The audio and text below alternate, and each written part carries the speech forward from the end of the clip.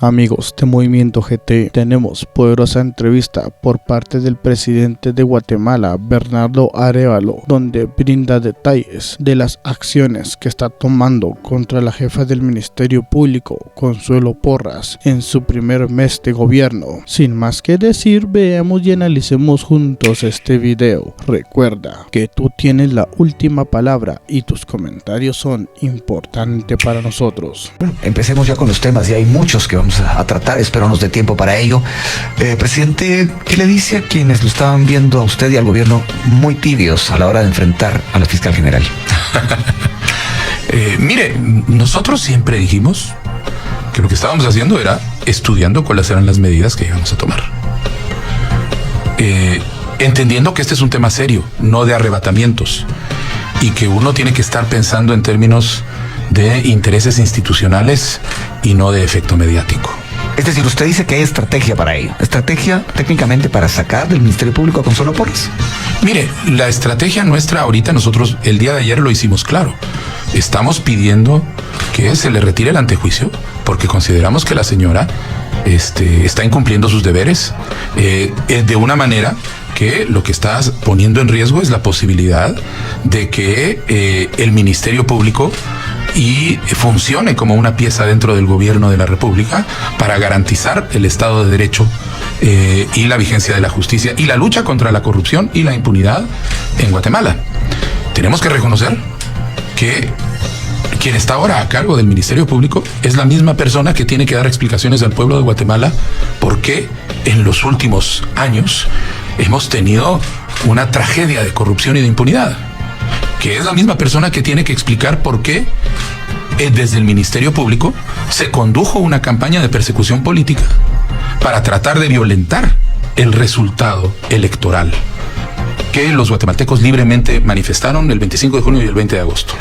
Es la misma persona que tiene que explicar por qué 30 países del mundo la consideran una persona proscrita para entrar en sus países, porque la consideran una persona ligada a la criminalidad de la corrupción.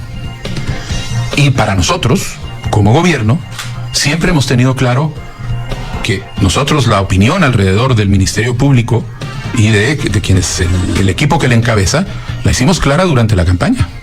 No ha cambiado. ¿Por qué no ha reiterado eso desde la campaña? Después de la toma de posesión, de decir, yo le pido la renuncia a la fiscal general. Porque ya se la había pedido. Pero no puede hacerlo, ¿no? Pero, mire, la renuncia está pedida.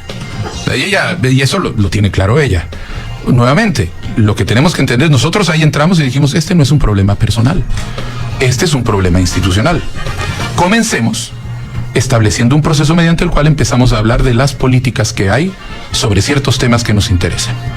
Y por eso dijimos, ok, vamos a ver, porque tenemos que entender y dar una oportunidad para que esto se pueda encauzar por otro lado. Hacemos una... ¿Usted todavía le dio el beneficio de la duda a la fiscal general? Yo lo que muchos ven como que no iba a irrespetar la voluntad no era popular. El beneficio de la duda. Era sencillamente la búsqueda de mecanismos para que esto logre funcionar institucionalmente. El problema no es Consuelo Porras y Bernardo Arévalo. El problema es la posibilidad de rescatar la institucionalidad de la justicia en Guatemala, lograr que el Ministerio Público funcione efectivamente para lo que tiene que funcionar y no para hacer la maquinaria de la defensa de la corrupción y de la impunidad, y empezar a ver mecanismos para tratar de coordinar políticas, sin olvidar de quién estamos hablando. Y en esa primera oportunidad, hay que resumirlo. ¿De quién estamos hablando? En una persona que está proscrita internacionalmente, que más de 30 países, nuestros principales socios comerciales, nuestros principales socios políticos, las mayores democracias del mundo, los países con estados de derecho más firmes, consideran que es una persona a la que no quieren darle ingreso, con la que no quieren entrar, una persona a la que el pueblo de Guatemala ha manifestado ampliamente que consideran que es una persona que debe salir, que debe renunciar. Entonces, es en ese marco en donde nosotros institucionalmente dijimos, bueno, ok, veamos los mecanismos y empecemos a estudiar cuáles son las rutas que puede existir para lograr al final establecer en el Ministerio Público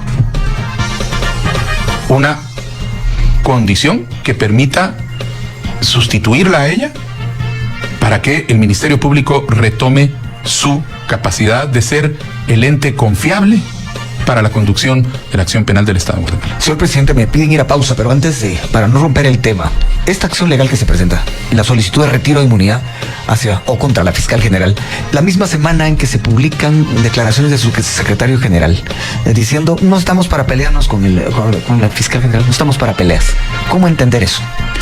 Mire, el gobierno no ha tenido ninguna contradicción, ni el secretario general ha tenido una contradicción. Cuando lean la entrevista completa, uno puede escoger distintos párrafos para ver cuál selecciona. Bueno, hay un párrafo. La República dice claramente que él tiene una visión personal.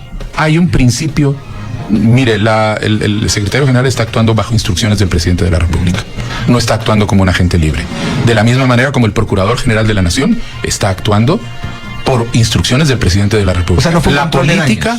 No, esto no es un control de daños. Le un control de daños en cuanto al vendaval de críticas que recibió el secretario. Lo que pasa es que la gente esperaría que todo el mundo mire, el sentimiento popular generalizado hacia el Ministerio Público bajo Consuelo Porras es tan grande que la gente esperaría de nosotros algún tipo de reacción apasionada, etcétera. Nosotros no es un tema personal, no es un tema pasional, es una cuestión institucional. Nosotros siempre hemos dicho, lo que dijo el secretario general este es un tema institucional y el gobierno de la República lo que necesita es establecer las formas para colaborar con el Ministerio Público, porque de esa manera podemos llevar adelante una serie de funciones. Por eso es que cuando la fiscal general participa en cuestiones de instancia de coordinación alrededor de temas de justicia, pues hay que estar participando, porque eso no funciona sin que haya un mecanismo institucional. Ahora, cuando la señora invita, permítame, Felipe, cuando la señora invita, saludarse tan amablemente, cuando la señora invita a participar en una reunión sobre lucha contra la corrupción, ahí por supuesto que no fuimos, porque sería una burla.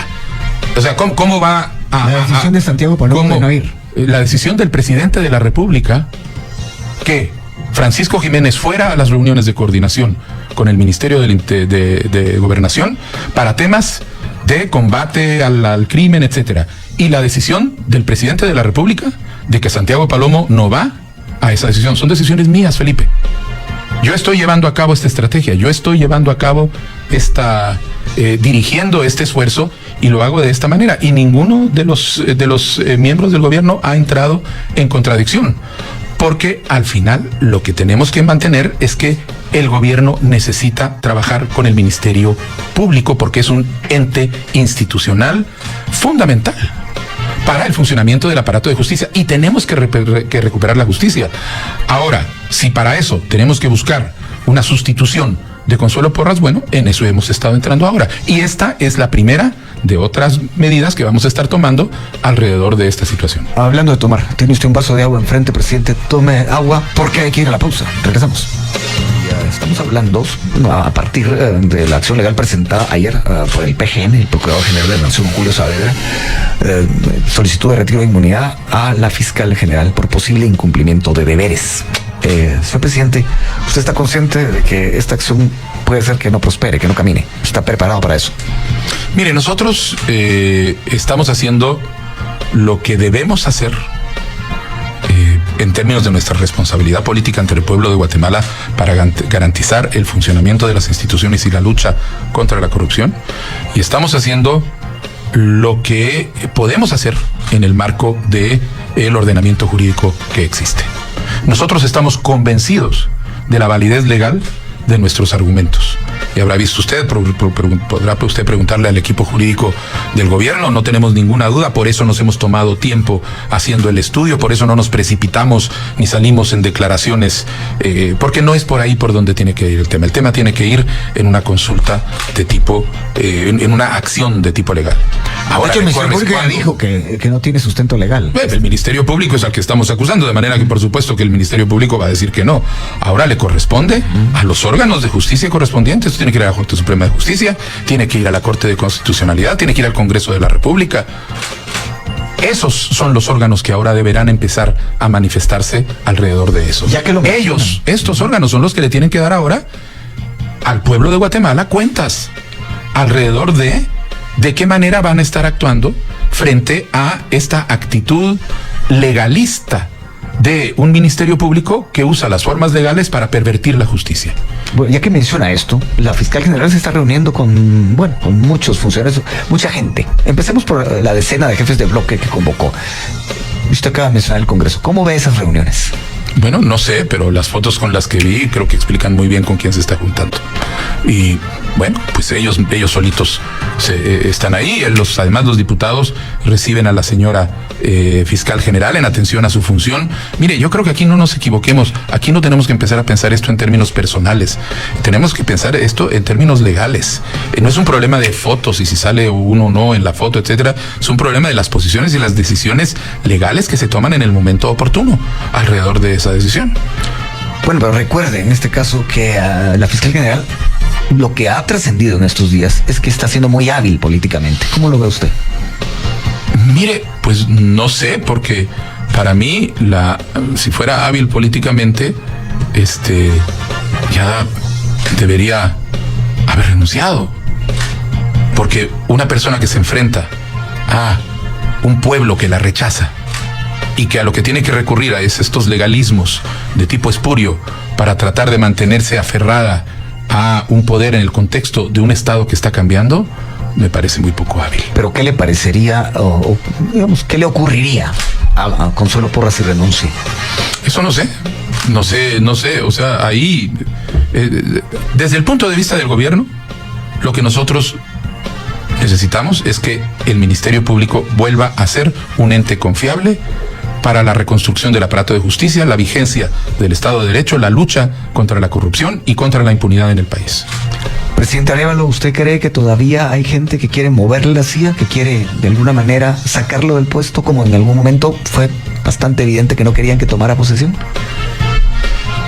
Mire, yo no creo que no hay nadie que en ningún lugar, presidente democrático, no esté en el poder y no haya nadie que lo quiera sacar del poder en ese momento.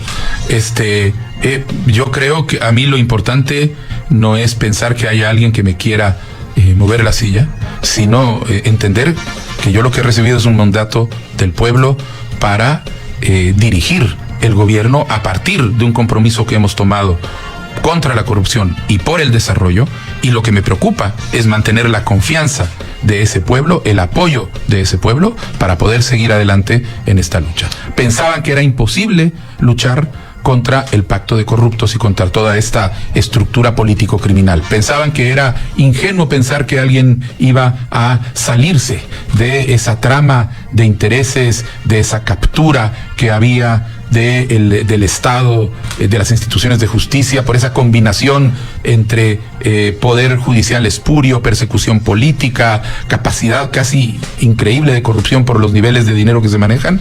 Y sin embargo el pueblo de Guatemala se fue a las calles y dije, no, ya basta. Y lo mismo estamos ahora nosotros haciendo. Seguimos adelante porque tenemos un mandato, confiamos que el pueblo de Guatemala entiende que lo que estamos haciendo es en cumplimiento de este mandato y seguiremos adelante. Pero hay quienes creen que están muy lentos en la dinámica de comunicar lo que están encontrando. Usted ha dicho un par de veces que gaveta que abre, gaveta donde hay corrupción. Grande, pequeña, mediana, enorme. ¿En qué momento vamos a conocer esos datos?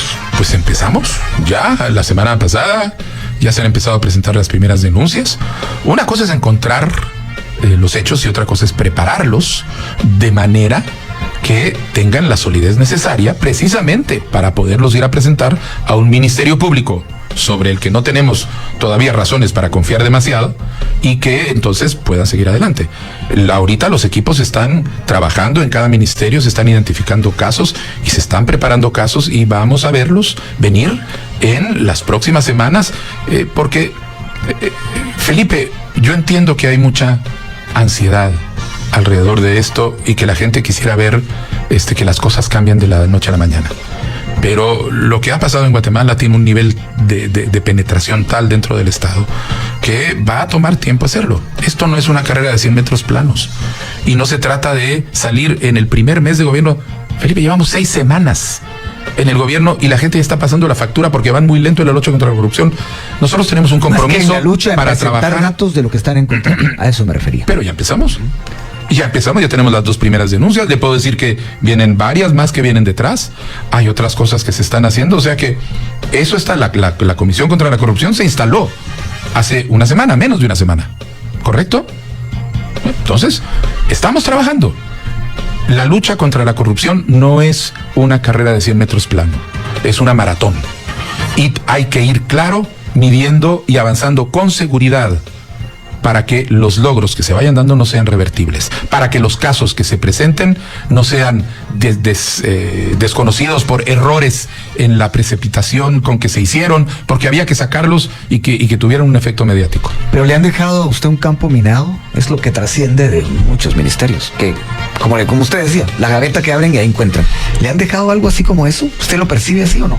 Mire, yo le diría dos cosas. Hay niveles de penetración de la corrupción que son terribles, en todo, en el mal uso de las plazas, la forma como han hecho contratos realmente vergonzosos, en algunos por casos multimillonarios. Todo eso se va a saber.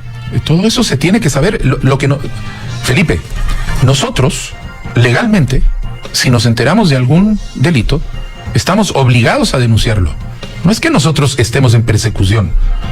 Es que si nos enteramos de algo, tenemos la obligación legal de presentarlo. Y eso es lo que estamos haciendo.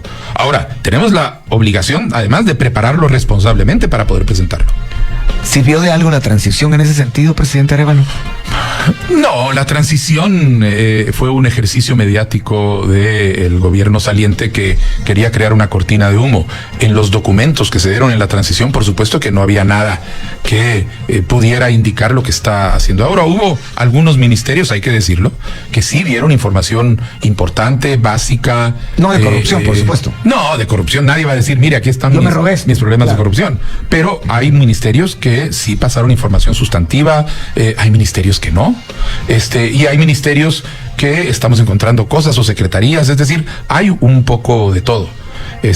Pero hay que tener la paciencia para ir viéndolo salir, y por eso la Comisión contra la Corrupción va a tener esta capacidad de ir acompañando a los funcionarios de gobierno, a los ministros, secretarios, en los procesos de preparación con la Procuraduría General de la Nación de presentación de denuncias que se vayan haciendo. Bueno, y en este sentido se habla ya de un portal en el que se le va a dar seguimiento a las denuncias que surjan. Sí, efectivamente. Ese portal, ¿usted piensa de alguna manera utilizarlo como una manera de comunicarle a la gente, digamos, la lentitud de cómo se tratan esos casos en el Ministerio Público? Mire, si llega a ocurrir, por supuesto. El portal es un espacio de información abierta. El portal va a estar listo en días. Según el comisionado, para toda la gente, abierta para toda la gente y para toda la gente. Es comunicación abierta. Es comunicación abierta, no es un portal de uso restringido. Caso que se vaya planteando, que se vaya descubriendo y que se vaya presentando, va a ser colocado en el portal con la fecha en la que se presenta el caso, con los datos correspondientes, y se va a ir llenando e informando cuáles son los avances, y para que el pueblo de Guatemala pueda libremente hacer un seguimiento de cada uno de los casos y ver qué está pasando, y entonces empiece, bueno, ¿y esto avanza o no avanza? ¿Por qué no avanza? ¿Qué es lo que está sucediendo? Y puedan tener respuestas de quienes tienen que dar respuestas alrededor de estas cuestiones. Señor presidente, ¿cuán receptivo es usted a las críticas? Mire, yo pienso que una persona que no acepta críticas no puede madurar. La crítica bien entendida es parte de su ejercicio diario como presidente. Es parte de enterarse de qué está diciendo, por ejemplo, las redes sociales, las columnas de opinión. Estábamos haciendo, miren, aquí hay que tener muy claro. Lo primero es escuchar. Un gobierno que no escucha no entiende, no sabe, no puede medir, no puede monitorear. Segundo, hay que escuchar y saber identificar las críticas. ¿Cuáles son efectivamente críticas válidas, serias, que pueden llegar a ser hasta duras, pero que son justificadas, que tienen la intención de promover los cambios y corregir rumbos, etcétera? ¿Y cuáles son las críticas que son motivadas por intereses espurios, por enemistades de todo tipo, hasta cuestiones de tipo personal? Y tiene que tener la capacidad de entender que donde sea necesario se tiene que corregir rumbo. Y cuando usted oye, por ejemplo, que dicen que su equipo, e incluso usted, están pecando de inocentes frente a la clase política que hay en Guatemala, ¿qué siente? ¿Qué piensa? ¿Qué saquen limpio de eso? Pues es lo mismo que me decían durante las elecciones. Eso es lo mismo, es lo que nos decían a nosotros. Esos son niñitos de primera comunión. Las elecciones es un mundo y estar en el poder es otro. Bueno, pero entonces lo mismo que estaban diciendo antes, que se probó como equivocado en las elecciones, están diciendo ahora. ¿Qué hay detrás de eso, Felipe? Detrás de eso hay una intención de que estos son niños de primera comunión, no van a poder sobrevivir en ese mar de tiburones, tienen que convertirse en tiburones para poder sobrevivir. Pero entonces vamos a hacer más de lo mismo.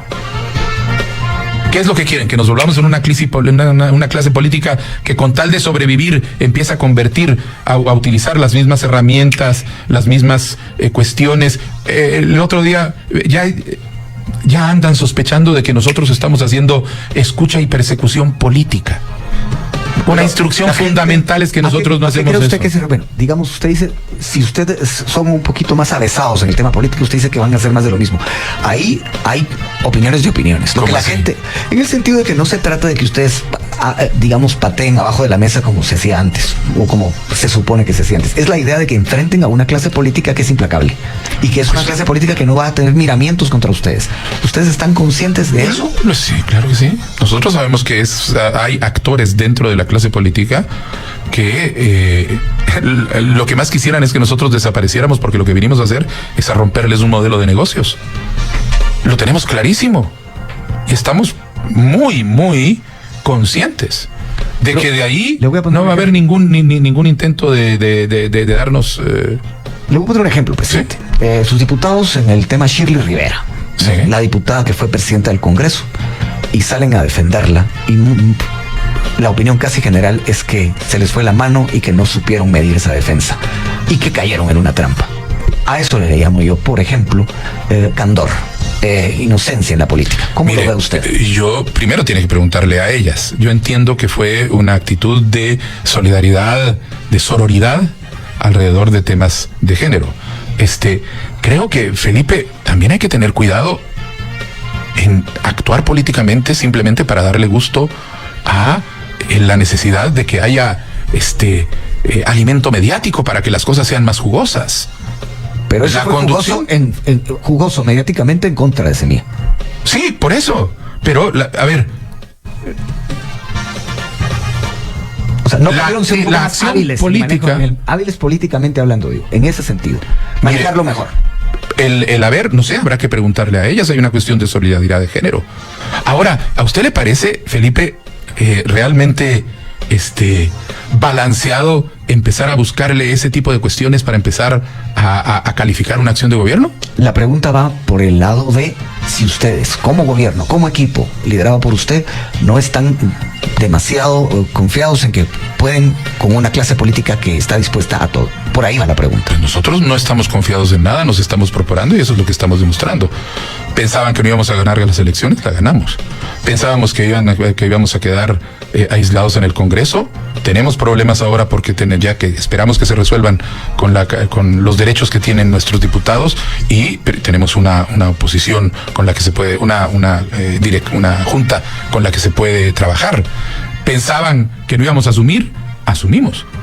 O sea, ¿dónde está la ingenuidad? ¿Dónde está la falta de maniobra? Aquí viene, ya que usted lo dice, el 14 de enero.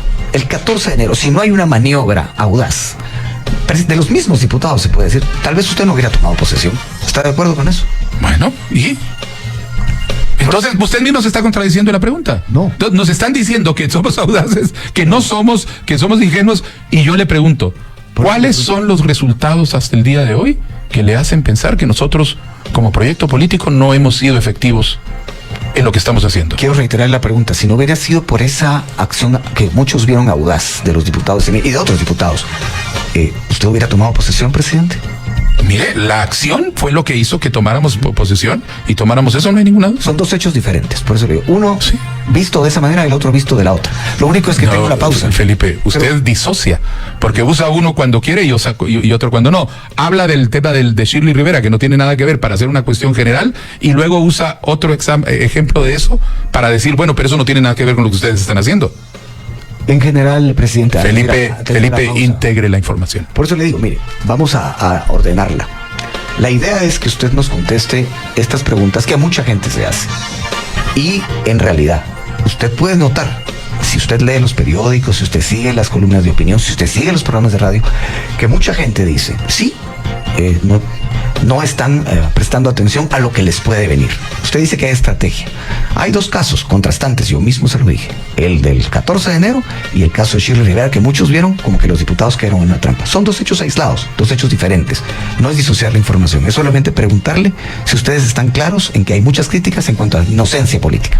Sí, y yo ya le respondí. Ya estamos claros que hay críticos. Y nosotros estamos demostrando que tenemos estrategia. Y lo estamos demostrando con los resultados que estamos obteniendo, Felipe. Vamos a platicar de eso después de la pausa, presidente. Volvemos. De múltiples temas, pero sobre todo luego de la noticia de ayer, la presentación de una solicitud de retiro de inmunidad contra la fiscal general Consuelo Porras. Vamos a eso de nuevo, presidente. Se habla de más acciones. ¿Puede adelantar algo al respecto? Bueno, sí, nosotros, y se dijo ayer, va a haber más acciones. En las próximas semanas vamos a ir accionando de distinta manera alrededor de distintos temas como parte de esto, pero ya se irán anunciando en su momento. Y en el caso de una embajada tan estratégica, ¿de qué depende ese nombramiento? ¿Cómo es que están, digamos, peloteando nombres? ¿Qué es lo que puede dar? ¿Cuál es esa embajada tan estratégica? Embajada de Washington. En Estados Unidos. No, estamos buscando a una persona idónea para poder encabezar una embajada que es efectivamente estratégica para nosotros. Y no hay nombre todavía. Tenemos varios nombres, estamos barajeando, algunos de ellos se están considerando, es algo que estaremos listos, yo espero, en las próximas semanas. Se lo planteo de esta manera porque usted sabe que hay una gran presión internacional para la fiscal general. Usted mencionaba 30 países, dijo. Sí. 30 países. Por lo menos la Unión Europea. Canadá, Estados Unidos. Canadá, Estados Unidos, sí, digamos, UK. Estamos hablando de 30 países. 30 países. Entonces, este movimiento de los diplomáticos, y un diplomático tan importante en el tema de relaciones bilaterales con un socio comercial y un socio en general tan fuerte, ¿no cree que va un poco tarde en ese nombramiento? Mire, primero, las relaciones con los Estados Unidos tienen una textura que realmente nos permite conducirlas directamente. El canciller estuvo hace 2 días en Washington en una reunión con la canciller mexicana y el canciller de los Estados Unidos hablando de temas de migración.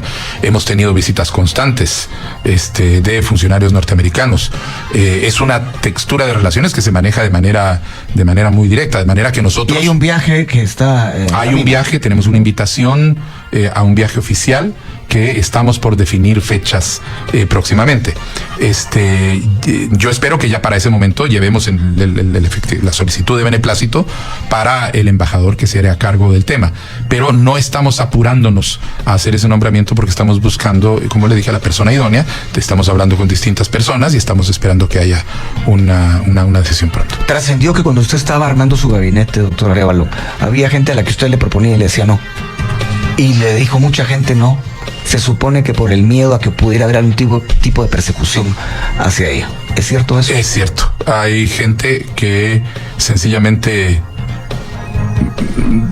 con un argumento que yo no puedo rebatir, y es que yo estoy dispuesto, pero mi familia me pide que no, porque está la seguridad de nuestros hijos de por medio, o de nuestros nietos.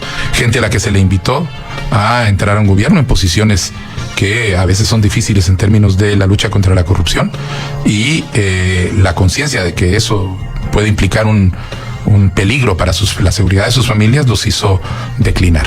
Bueno, y en ese sentido, ¿le está costando todavía ir terminando con los nombramientos? Todavía a mí me llega información de que hay gente todavía, incluso vinculada con la corrupción, que sigue en sus puestos. ¿Qué me dice al respecto? Bueno, nosotros tenemos que hacer 2 cosas. Tenemos que primero, para mover a alguien de un puesto, tenemos que tener en cuenta primero cuál es la información, verificar que sea real, y luego hacer las cosas de manera adecuada para que pueda hacerse una salida efectiva y no se dé esa situación que tenemos en donde los gobiernos vienen, echan a la gente y después resulta que hay clases completas que tienen que ser reinstaladas por orden de juez con deudas millonarias que va acumulando el Estado. De manera que son cosas que no hay que hacer a la ligera. Nosotros vamos actuando de manera gradual a partir de la información que tenemos, vamos verificando la información y cuesta validar la información. ¿Cómo verifica usted que una persona no sea red de una de una de estas redes político-criminales, que no esté en una red de influencia, que no pertenece a algo. Requiere que sea un trabajo fino de validación, y tampoco se puede reaccionar a eso de, mira, aquel es corrupto, y sin verificar nada se viene y se lo saca. Es un trabajo que hay que hacer y que se está haciendo con la mayor responsabilidad posible. Bueno, ha habido, por cierto, críticas por el nombramiento en el INTECAP de Óscar Chinchilla. ¿Qué contesta eso? Bueno, que Óscar Chinchilla tiene el reto de demostrar que efectivamente el nombramiento va a generar una mejora en la conducción de esa institución, y va a responder a los planes que se tienen para aumentar la productividad del país. ¿Es un pacto político? ¿Se hizo un pacto político para ese nombramiento? ¿Pasó por usted ese nombramiento? ¿Usted estaba consciente de que iba a haber muchas críticas al respecto? Sí, estábamos conscientes de que iba a haber críticas al respecto, y lo nombramos para... bueno, él tiene que demostrar que tiene la capacidad y la responsabilidad para sacar esto adelante. Bueno, quisiera regresar por un momento al tema de la política exterior. ¿Cuáles son los 2 logros más importantes, los que usted destacaría de su periplo por Europa? Bueno, primero, la firma del memorándum de entendimiento con la Unión Europea, creando un mecanismo de diálogo político que no existía bilateral hasta este momento entre Guatemala y la Unión Europea, lo que permite empezar a tener un diálogo absolutamente de otro nivel alrededor de posibilidades de cooperación y de inversión a través de la nueva estrategia del portal global, le llaman ellos, en donde viene combinada cooperación con inversión pública y privada, pero ya a nivel estratégico para los países que tienen este marco de cooperación. Eso es algo que no se había dado, que no se había querido firmar con gobiernos anteriores, porque no lo querían firmar con gobiernos con los que no tuvieran confianza. El hecho de que lo hayan firmado con nosotros, eso es algo que indica ese nivel de confianza.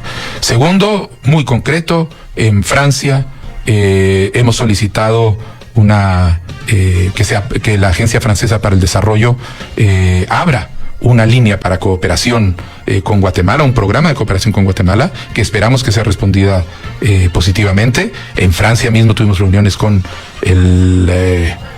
un grupo de empresarios franceses, el equivalente del CACIF, una reunión con los líderes de la industria francesa, en donde manifestaban el interés de comenzar a explorar posibilidades de inversión en Guatemala, ahora que podían tener certeza en que no iban a prestarse las autoridades a juegos legales que pongan en peligro las inversiones de sus compañías. ¿A juegos legales o a que les pidan sobornos? O a que les pidan sobornos, o a juegos legales. ¿Alguien le mencionó eso de manera específica? Nos dijeron claramente que ahora tenían la tranquilidad de que sabían que se iba a buscar el respeto del Estado de Derecho, tranquilamente. En España tuvimos una excelente reunión con el rey, con el presidente de gobierno, con 2 grupos de empresarios, algunos de ellos ya activos en Guatemala, muy activos, otros con muchas ganas de venir, ampliar, de manera que ha sido... y el Comité Olímpico Internacional. Caso del Comité Olímpico Internacional, nosotros fuimos a presentarles una visión donde les decíamos, miren,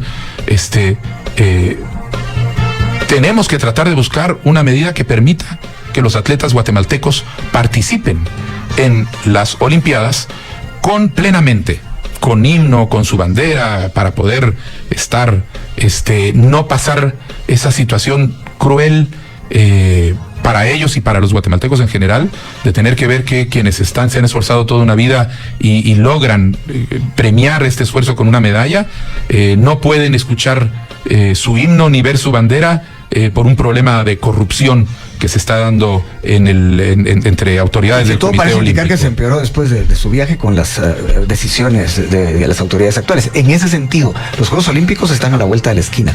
¿Usted ve posible que de verdad los atletas guatemaltecos puedan llegar con himno, país, por decirlo de alguna manera? Nosotros lo que le planteamos al Comité Olímpico Internacional es la posibilidad de que haya el Comité Olímpico dijo, podemos hacer un paréntesis temporal a la suspensión, para que los atletas guatemaltecos participen, para que reciban el dinero que les corresponde para participar. Pero tiene que haber ciertas acciones concretas que nos permitan ver que el proceso va en la dirección directa. Si se dan esas acciones, entonces nosotros suspendemos temporalmente levantamos temporalmente la suspensión para que puedan participar, y la imponemos inmediatamente después hasta que se logre terminar de arreglar el proceso. Pero se necesitan que la Corte de Constitucionalidad haga lo suyo y de que el Congreso de la República haga lo propio.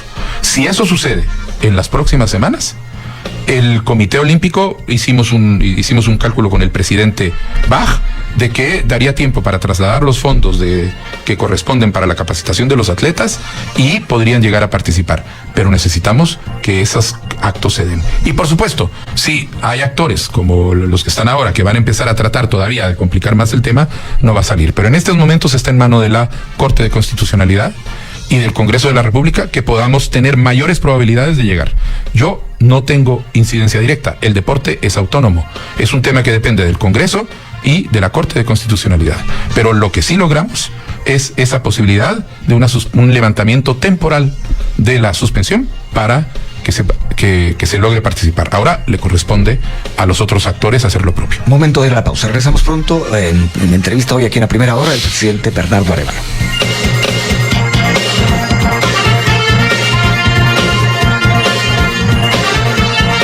Continúe escuchando a primera hora de Emisoras Unidas.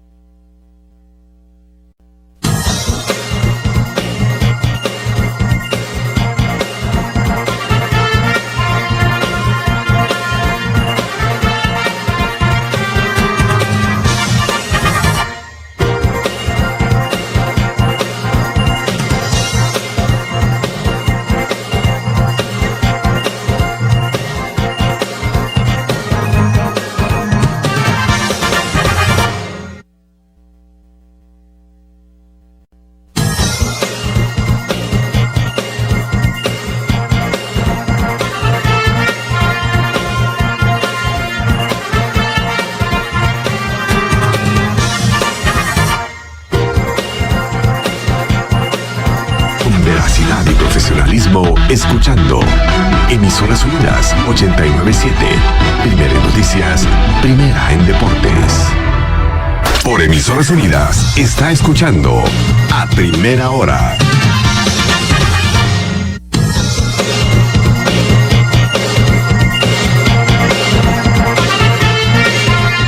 Le agradecemos mucho a la audiencia por continuar con nosotros aquí en esta charla que se sostiene hoy aquí en la primera hora con el presidente Bernardo Arévalo. Y bueno, hay infinidad de temas, presidente. Hemos ido de un lugar a otro y así es la realidad. Y hay otra pregunta que se relaciona con, creo yo, el tema que más mediáticamente se ha mencionado durante su presidencia, que es ese pulso con Consuelo Porras. Muchos dicen no es pulso, como se tenga que llamar. Es una situación que ningún presidente había enfrentado. ¿Usted está consciente de eso? Que tiene que salir a enfrentarse a un ministerio público que muchos ven como aliado de quienes querían lograr que no se respetara el voto, la voluntad popular. Lo tenemos muy claro, Felipe. Lo tenemos muy claro y por eso es que estamos actuando de esta manera. Por eso es que le pedí yo a ella la renuncia como presidente electo.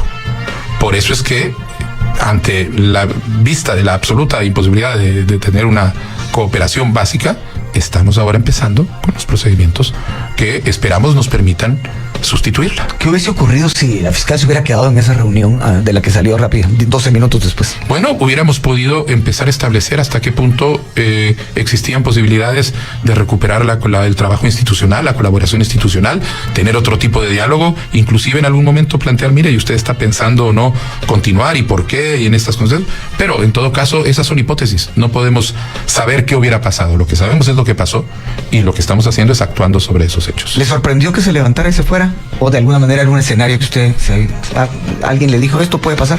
Mire, nosotros pensábamos que ella no iba a llegar y lo que hizo es una versión de lo mismo, llegó para no llegar. Bueno, y cuando hablamos del tema de ese enfrentamiento que no se puede ocultar con el Ministerio Público, le quiero hacer una pregunta muy concreta. ¿Qué pasa si la Fiscalía, ejerciendo lo que muchos ven como sicariato judicial, empieza a detener gente que defendió la democracia, gente que se la jugó para que usted llegara al puesto? Bueno, en ese momento nosotros tendremos que ver cuáles son las herramientas de las que disponemos para evitar que haya un abuso absoluto de esa herramienta que debería estar defendiendo el Estado de Derecho. Bueno, en este caso, ¿cómo vio el caso de José Rubén Zamora? Ya es público, ya lo han dicho entidades internacionales, incluso hablamos con su hijo hace unos días, las condiciones en las que lo tenía el régimen anterior eran de tortura. ¿Cómo se ocupó usted de ese caso? ¿Qué puede decirnos? Al día siguiente de la toma de posesión, el ministro de Gobernación fue a visitar a José Rubén Zamora a la cárcel como un enviado mío para hablar de las condiciones de detención, asegurarse que esas condiciones prácticamente de hostigamiento y de tortura en que lo tenían cambiaron, se discutió con él y se hizo lo que se puede hacer dentro del marco de lo que la ley nos permite para restablecer condiciones dignas para su detención. ¿Usted sí está de acuerdo con el tema de que él estaba sufriendo tortura? Nosotros creemos que había condiciones que eran intencionalmente crueles. Sí, llámelo tortura, porque la tortura lo que hace es un hostigamiento o psicológico o físico o de la persona, y eso es lo que se estaba haciendo en el caso de él. Bueno, pasemos a otro tema.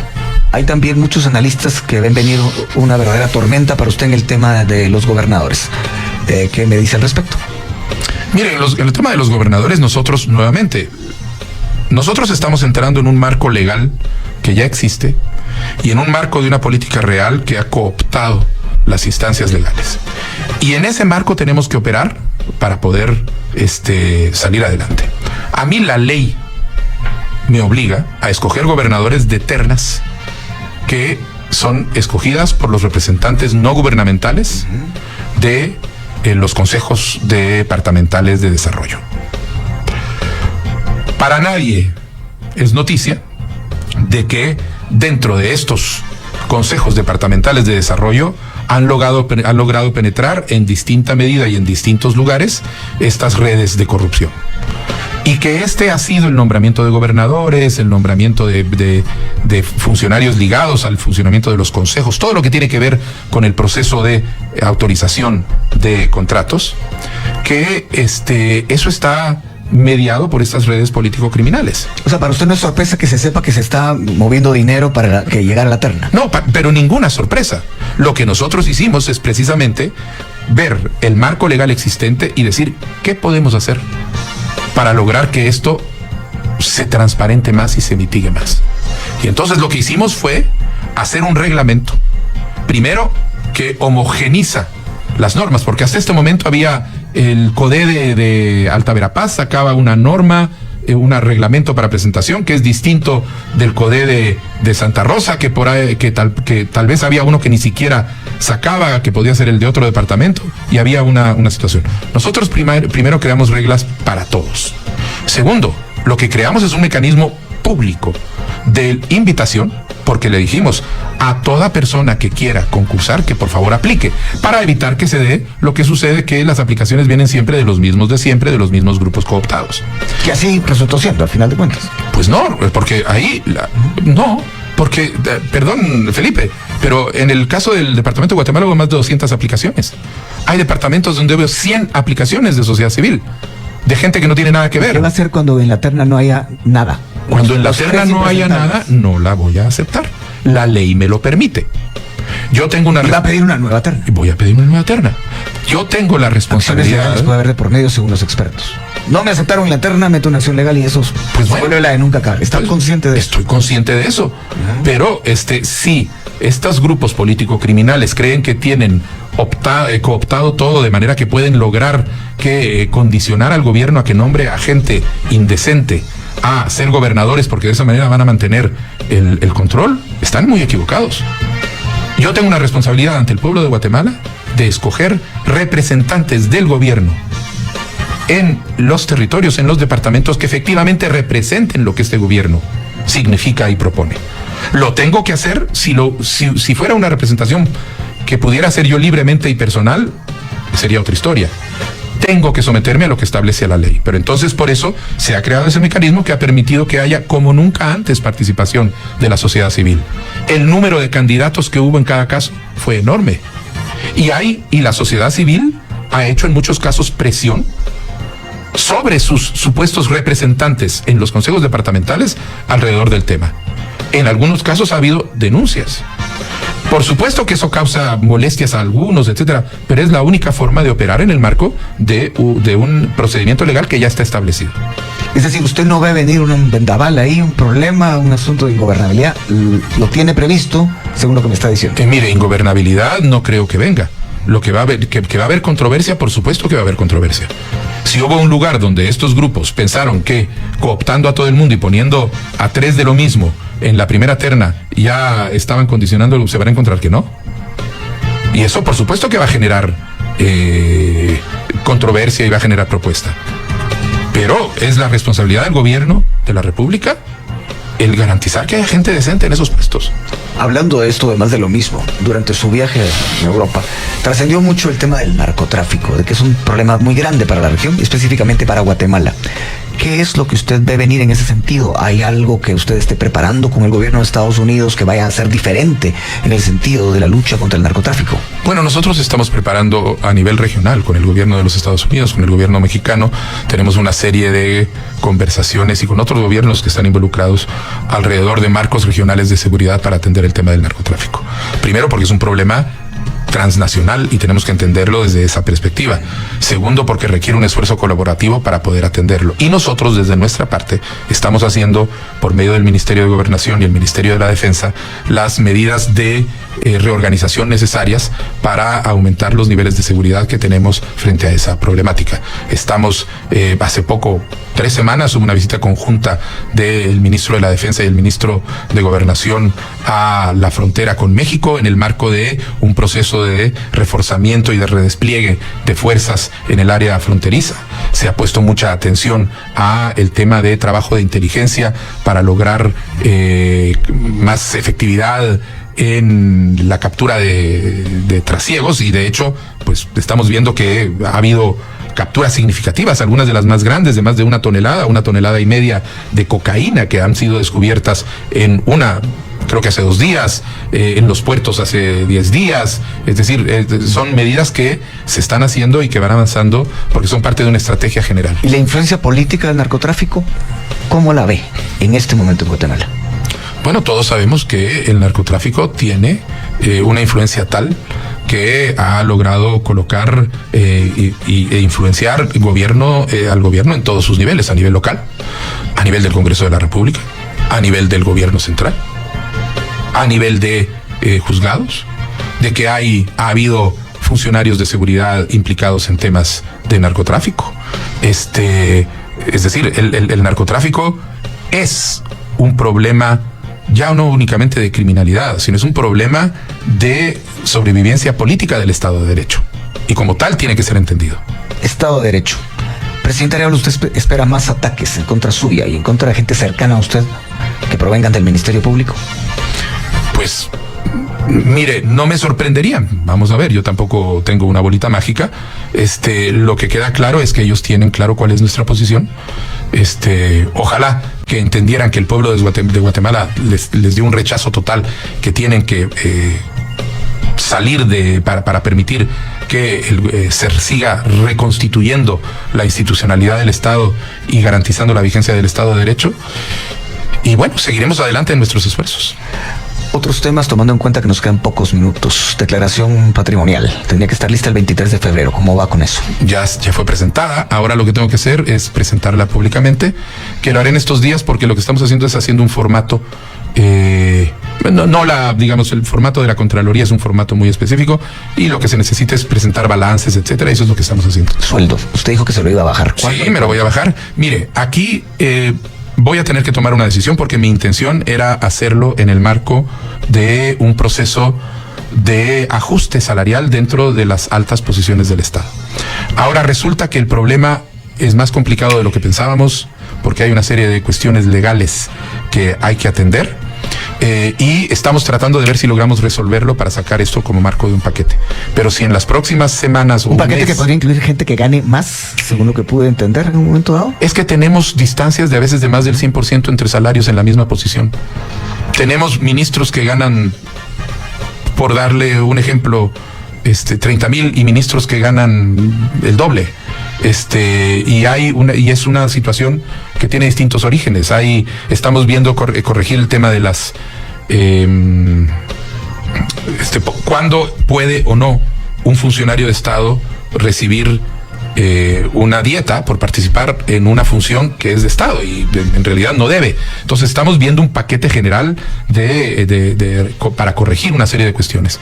Pero si no logramos sacar el paquete general de manera integral, lo vamos a ir sacando de manera parcial y entonces yo creo que si en un mes no tenemos resuelto este tema, yo anunciaré ya la fecha y el monto de la rebaja que seguro no va a pasar el mes de mayo de este año.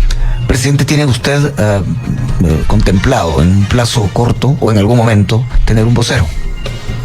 ¿Un portavoz presidencial? Mire, yo creo que en este momento lo que nosotros tenemos es un sistema mediante el cual los distintos funcionarios están presentes y son los que responden a las demandas del público, a las demandas de la prensa. Entonces, es un no. Acuérdese que hay una sentencia de la Corte de Constitucionalidad que indicó que no puede existir un vocero porque ya existe una posición de secretario de Comunicación Social de la República. Eso es un problema que tuvo el gobierno de Jimmy Morales y la Corte de Constitucionalidad decidió terminar con la posición de vocero.